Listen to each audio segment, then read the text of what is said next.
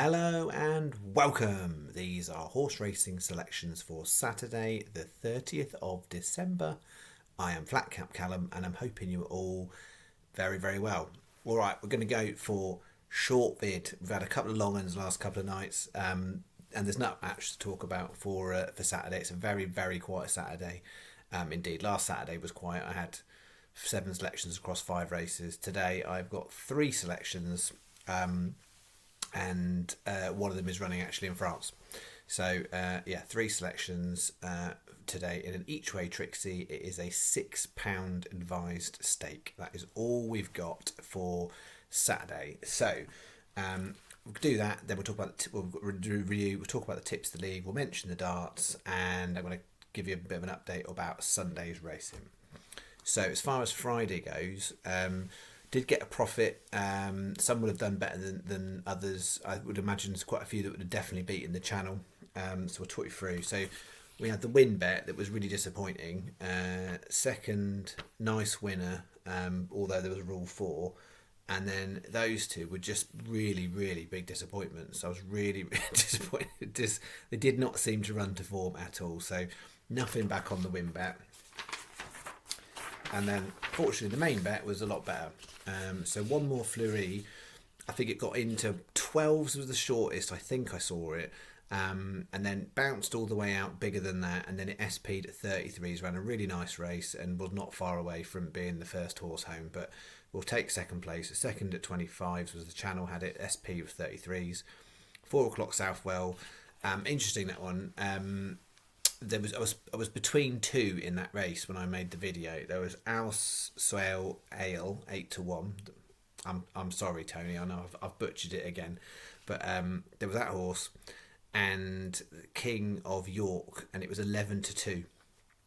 And there wasn't much between them when I looked at it. And in the end, I was like, well.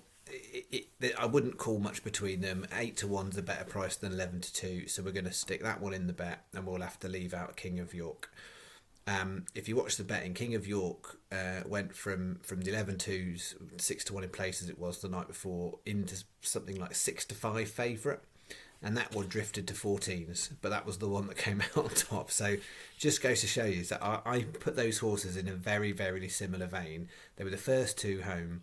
But yeah, one 8s to 14s and it wins, and the other one goes 6-1 into 6-5 and was second.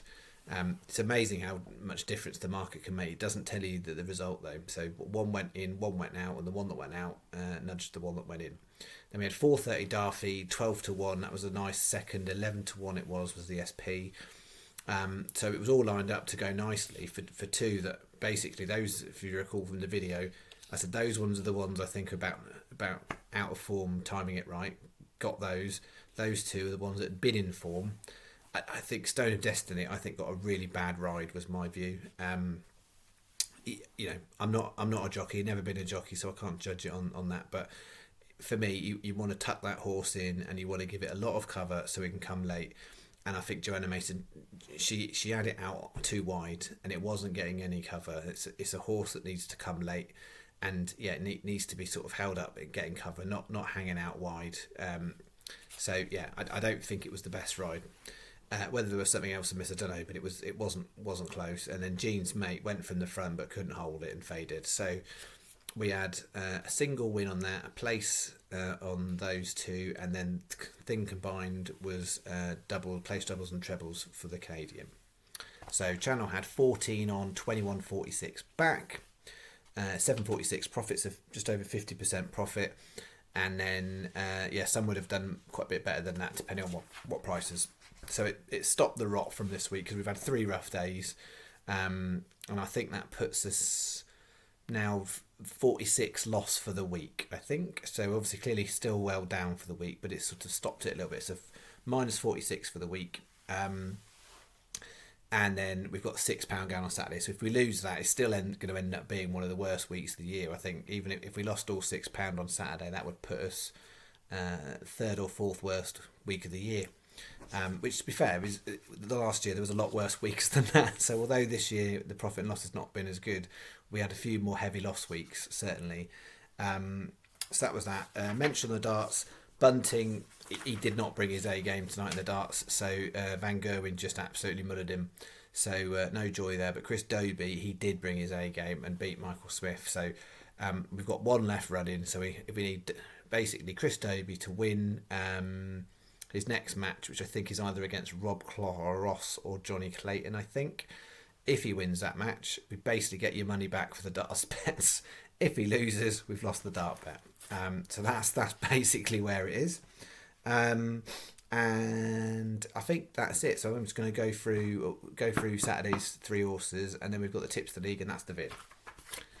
So take it or leave it. On this very, very quiet Saturday, these are the 3 that I'm going with. So I had a right good look through the all-weather meeting in Chantilly in France. Because there's not much else going on, it really caught my eye. You got about 5 or 6 handicaps there, 17 runners, and it's one of those ones where some of them are 3-year-old only ones, so I've kind of left those out there. But 365 Betfred and Sky are paying 5 on them all. So for those of you who have a little bit of an interest and going a bit continental, the 150 Chantilly, the only one I found that I was happy for the channel is Landayana. And because the markets haven't been formed properly, I'm going with the SP for the channel. I think 365 are priced up as 12s. Broadly speaking, 12s to 14s is I can't see it, so where it's at. I think if you're getting double figures, that is a good price. So I'm pretty confident that from an SP point of view, I don't think it will be single figures. So it should be a double figure price. As to what kind of price it will go off at, not 100% sure, because I have less familiarity with the French market, but I'm happy that it's not going to be a single figure price. I tend to dabble in and out of these ones. I know Shane, who's a regular poster and commenter in the comments, he always puts up his Hong Kong tips. Hong Kong's never something I've ever really looked at, and if I had more time I probably would do, but I do dabble a little bit on the all-weather in France. I don't do much for the channel unless it's a particularly quiet day, and yeah, during lockdown I got a little bit more into the French all-weather stuff, so I haven't got the same level of knowledge about everything on it, but that one ticks my boxes, so that one's in. And then 235 Haydock, Jason the Militant. I think the heavy going is that horse is what it needs if it's going to bounce back. It's not been in great form this year. If it's going to get back to form, it should be this race. So heavy going, it's been running on good to soft. That is not where you'll see that horse at its best. It absolutely wants a bog. So it's got that at Haydock. So I think it's a nice price, that. And it's a 7 runner, but there's a lot of bookies going 3 places. So 365 Sky, Betfred, Paddy, Hills, AAA and Betfair. So that's 7 bookies to choose from are going 3 places. On that first race, that French race, you've got 365 Betfred and Sky going 5. They're all going 3 on that race as well. And then the last horse, I was having a look at this 415 Wolves, and I was looking at a shorter one, and in the end, I'm going to take my punt on Ishani, the rank outsider. 80s you can get in places, 66 is about the average price. It's coming off a break. It ran one race, maiden race at Wolverhampton over course and distance, and ran to suggest that current handicap mark is kind of competitive enough for it. So the price doesn't represent that at all. So if you solely base it on that, the price is way too big. The issue is, if you look at the form, it ran in a handicap, albeit a less favourable distance and not on all weather. Didn't run a great race, hasn't been seen since. So I'm pretty confident you can draw a line through that. It's whether or not it's bouncing back in terms of fitness and form. But certainly, if you judged it on the 4 runs it's had, the best run it had was over course and distance. And I think on that basis, from a price point of view, it's worth taking a chance when most bookies are paying top 4 on it. So we've got a 25p each way Trixie. We've got, just make this clear, so 75p each way single on Ishani. And these colours are really bad tonight. 75p each way single on Ishani. We've got 50p each way singles on Landayana and Jason the Militant. And then we've got a little extra 25p each way double on the 2 UK horses, Jason the Militant and Ishani. So that's £2 for that. £1.50 for that, £2 for that, 50p for that. Total is £6. So it comes out as 365 are favourable, albeit at the time of making this video, they're the ones that are only 50s on that. So you've got a less favourable price there, which is a bit annoying. So then you've got Sky Betfred joint second best because you'll get the 5th place here. Paddy are then 4th best because you'll get best price guaranteed if you're doing it in the morning. And then if you've not got any of those 4, Hills, 888 and Betfair will give you 4, 3 and 4. So that is £6, the one and only Saturday bet. And then Tips the League, it's the last Saturday of the year for Tips the League. It's not going to be a great one in terms of, it doesn't look on paper like there's going to be much in the way of prices. I've certainly not found stuff. So if you want to enter the Tips League, you've got to be entered by 2 o'clock. You have to reply to the comment in this video. So not write a comment, you have to reply to the comment in this video about the Tips League to enter. That's what you need to do.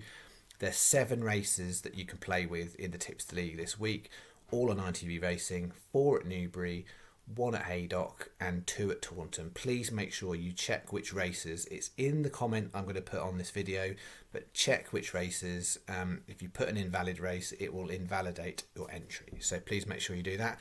But last chance this year to get your name in lights on the 2023 leaderboard. 18 quid between the top 2. So yeah, if you're a secret lemonade drinker, you could choose not to enter, and then you've got an £18 cushion.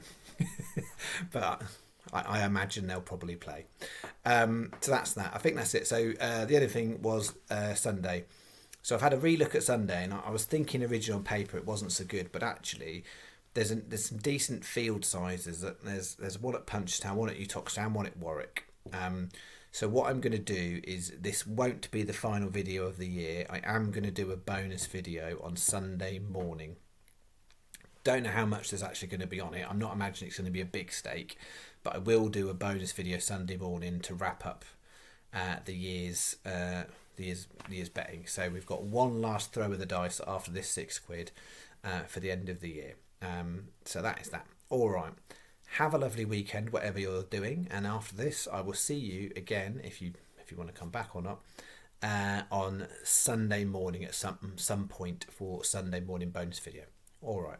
Thank you very much. Have a good one. Bye bye.